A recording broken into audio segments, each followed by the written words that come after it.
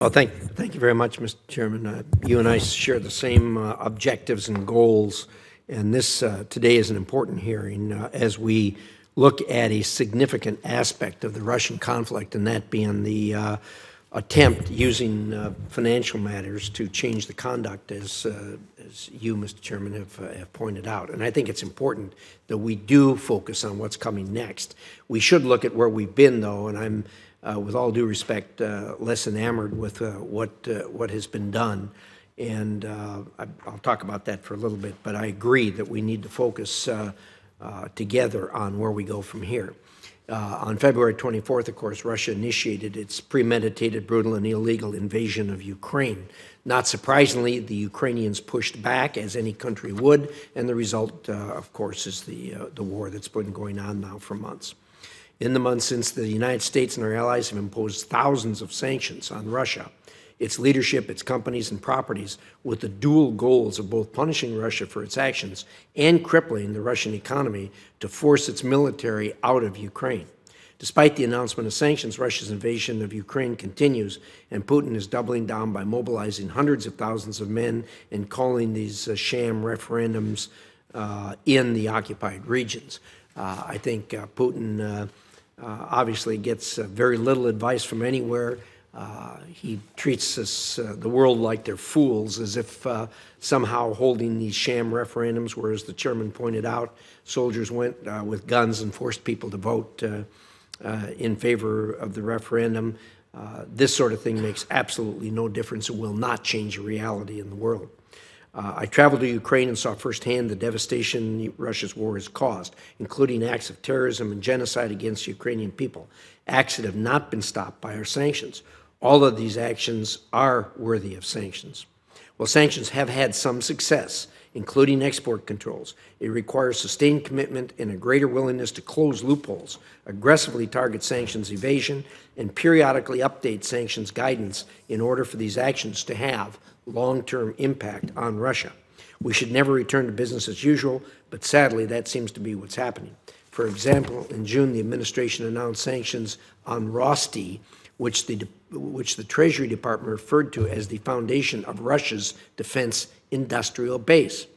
Yet one of the companies under the Rosti umbrella will send dozens of employees to the United States in 2 weeks for a major international conference. Now, this doesn't sound like a company that's being pressured by sanctions. You have actual people from the Russian military-industrial complex going to travel here to participate in an international conference, which supposedly will better their industry. The administration talks about imposing costs on the Russian defense sector, but the continued presence of Russian defense firms in sectors of our economy speaks for itself. This is just one example of glaring gaps across the sanctions regime. This is especially true regarding Russia's energy exports. Gaps have enabled Russia to weaponize energy supplies to Europe and generate substantial, very substantial revenues to keep Russia afloat. As Assistant Secretary Rosenberg stated last week, Russia is enjoying windfall energy profits. Indeed, Russia has made over $160 billion in energy profits alone since this war began.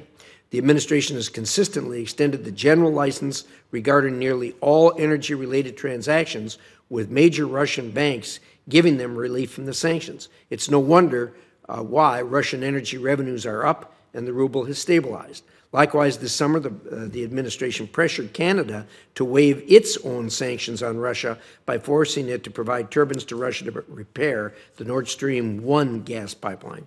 Meanwhile, sanctions on Nord Stream 2 are still not permanent, and Russian propaganda is already calling for it to be completed so Russia can help Europe solve its energy crisis this winter. Laughable.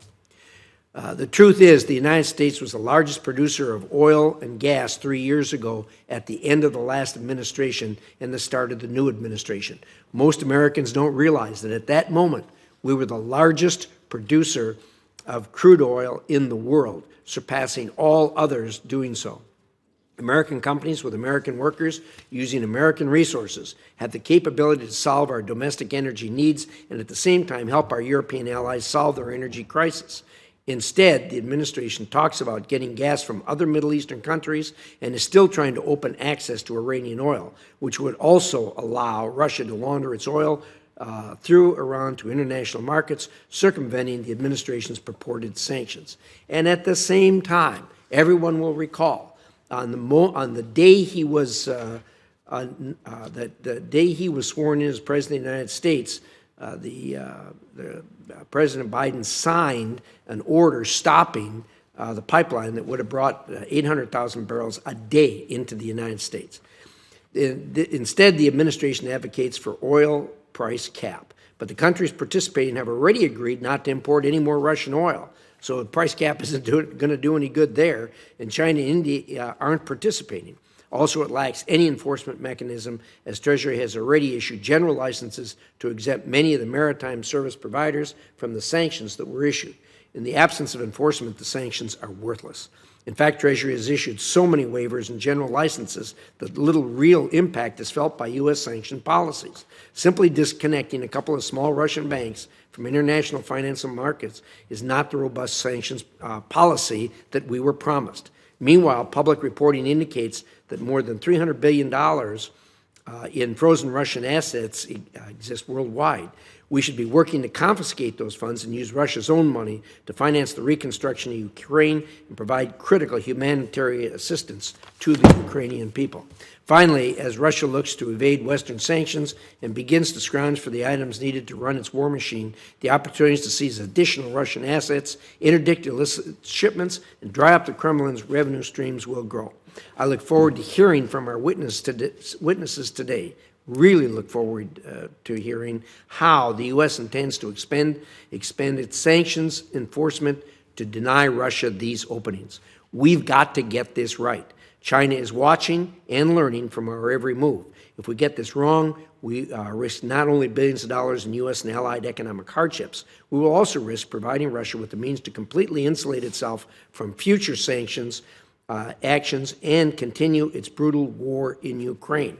Again, I want to emphasize that I say these things, they are critical, but I'm much more important in looking forward. We can do better. I really believe we can do better. And to the witnesses, I would say these matters are in your hands, and I look forward to hearing how we are going to do better. With that, thank you, Mr. Chairman.